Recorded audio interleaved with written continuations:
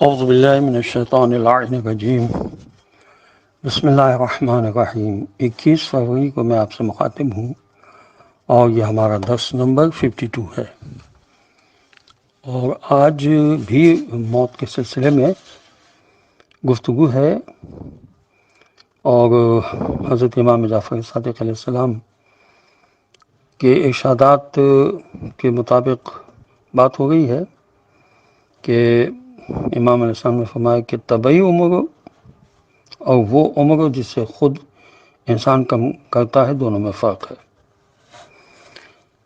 امام فرماتے ہیں کہ طبعی عمر یعنی قدرتی عمر وہ ہے جو ایک عام انسان گزارتا ہے، اور اس کی عمر ایک مدت معین ہے، جیسا کہ اللہ نے فرمایا کہ جس وقت وہ مدت پوری ہو جاتی ہے آدمی مر جاتا ہے، اس وقت میں نہ 1 گھنٹے کی کوئی کمی ہوتی ہے اور نہ زیادتی۔ اب موت کی دوسری قسم یہ ہے کہ انسان خود اپنے ہاتھوں سے وجود لاتا ہے اس موت کو۔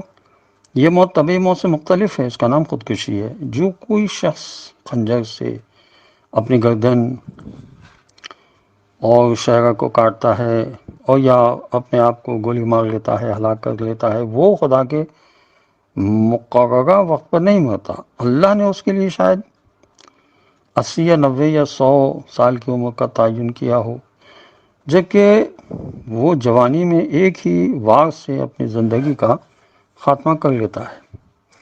تو جو لوگ گوشت اور مرغن غذائیں کھانے سے اپنے خون کو خراب کرتے ہیں، وہ اپنی خودکشی کا سامان بھی کرتے ہیں، کیونکہ خون کی خرابی ناگہانی بیماری کا سبب بنتی ہے۔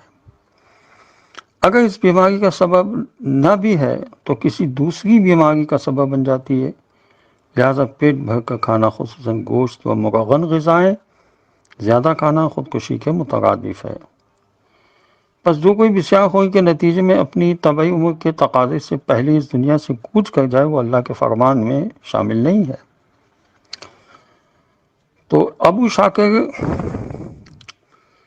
سے مخاطب ہو کر امام جعفر صادق علیہ السلام نے فرمایا کہ تو جان لے کہ میں قرآن کو تجھ سے بہتر جانتا ہوں، اور اس بات سے آگاہ ہوں کہ اللہ نے قرآن میں موت کے بارے میں کیا کہا ہے، اور کسی نے کبھی بھی میرے منہ سے ایسی بات نہیں سنی ہوگی جو خدا کے فرمان کے خلاف ہو، اور نہ اس کے بعد تو کبھی سنے گا۔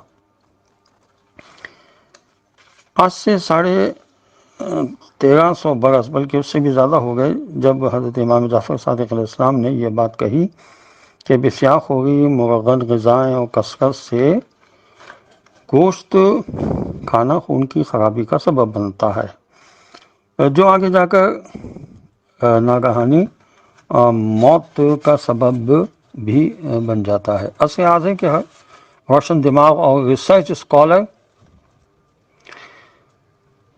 کا اب یہ فیصلہ ہے کہ امام جعفر صادق علیہ السلام نے جو فرمایا تھا، تو وہ فرمان معصوم امام کا کبھی غلط ہو ہی نہیں سکتا، اور وہ صحیح ہے۔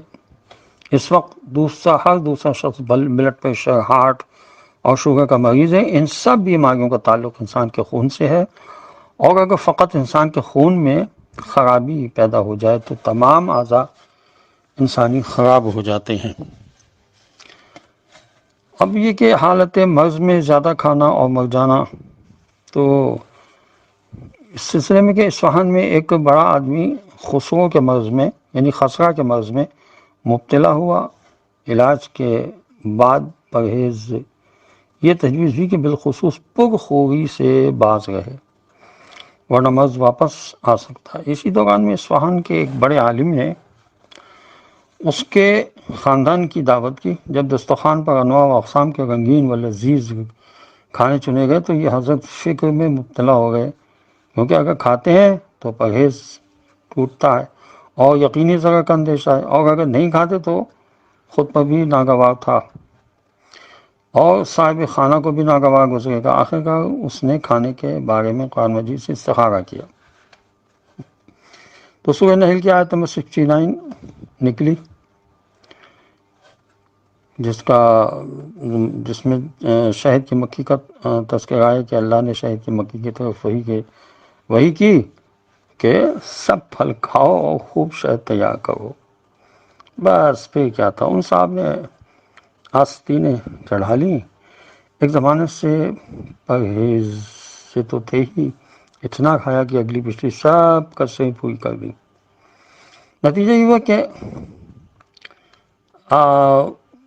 اس نے جو اس آیت کا غلط مطلب سمجھا اور بد پرہیزی کے بھیٹ چڑھ گیا، اور مجلس دعوت مجلس تعزیت میں بدل گئی، اور آپ کے بجائے آپ کا جنازہ گھر سے نکلا. یہ استعاذہ جو کتاب ہے اس کے صفحہ 83 پہ لکھا ہوا ہے. تو آپ نے دیکھا کہ زیادہ کھانا وہ بھی بیماری میں یقیناً یہ حرکت موت کی طرف لے جاتی ہے. آیت کا غلط مطلب سمجھ کر کھانا کھایا اور دنیا سے چلے گئے. اسی طرح کی حالت حضرت امام جعفر صادق علیہ السلام نے بیان کی تھی، جسے ہم نے گزشتہ درس میں بھی بیان کیا. لہذا انسان کھانے کا اتنا شوقین نہ ہو کہ زندگی سے ہاتھ دھو بیٹھے. مرنا ہر انسان کو ہے، اور ذائقہ موت بھی ہر ذی روح کو چکھنا ہے.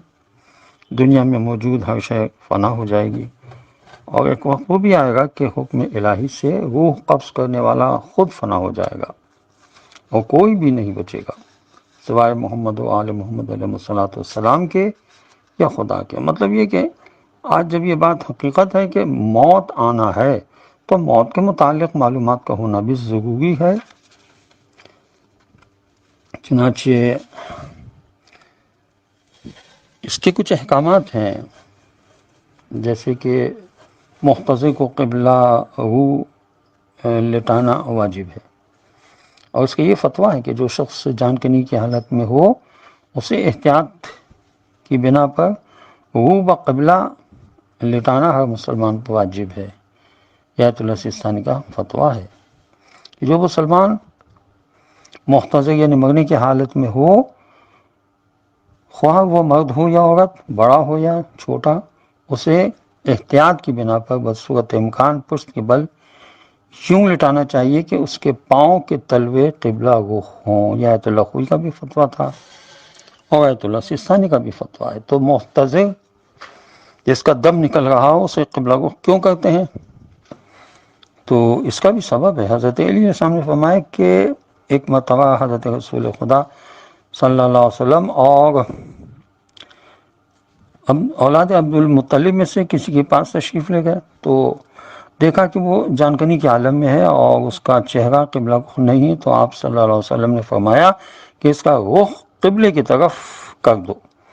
جب ایسا کرو گے تو فرشتے اس کے پاس آئیں گے اور اللہ تعالیٰ اس کی طرف رخ کرے گا. چنانچہ جب مرنے والے کو قبلہ رخ کر دیا گیا تو کچھ دیر بعد اس کی روح قبض ہو گئی.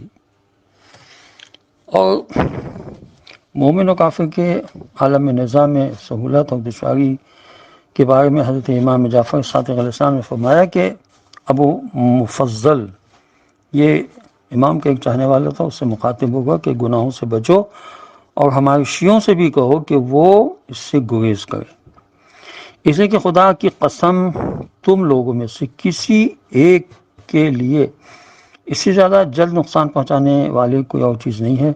تم لوگوں میں سے کسی کو بھی اگر حاکم وقت سے کوئی نقصان پہنچا ہے تو یہ اس کے گناہوں کی وجہ سے ہے، اور وہ کسی مرض میں مبتلا ہوتا ہے تو وہ بھی گناہوں کی وجہ سے، اور اس کا رزق جو رک جاتا ہے، کم ہو جاتا ہے، یہ اس کے گناہوں کی وجہ سے، اور یہ جو موت کے وقت اس پر سختی آتی ہے، یہ اس کے گناہوں کی وجہ سے ہے.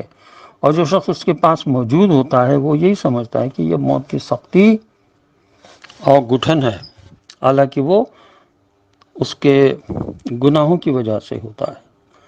مومن کی روح اس طرح قبض ہوتی ہے جیسے پھول میں سے خوشبو نکل جائے، اور گناہگار کی روح اس طرح سے قبض ہوتی ہے جیسے کسی ململ کو بیری کے درخت پر ڈال دیا جائے، اس کو کھینچا جائے تو کس طرح سے وہ ململ تار تار ہو جاتا ہے. اسی طرح گناہگار کی روح اس طرح قبض ہوتی ہے کہ ہر جگہ اسے تکلیف محسوس ہوتی ہے اور وہ کچھ کر نہیں سکتا، کسی سے کچھ کہہ نہیں سکتا.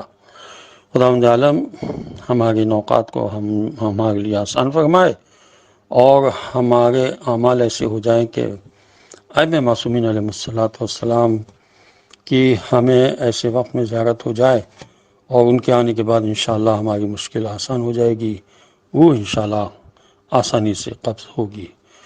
خداوند عالم کی بارگاہ میں دعا ہے کہ پروردگار امام زمانہ کے ظہور میں تعجیل فرما دے اور ان کے احوال و انصار میں ہمیں شامل ہونے کی توفیق نصیب ہو۔ وآخر دعوانا ان الحمد للہ رب العالمین، وصلی اللہ علی محمد وعلی آلہ الطیبین الطاہرین المعصومین المظلومین۔ السلام علیکم ورحمۃ اللہ وبرکاتہ۔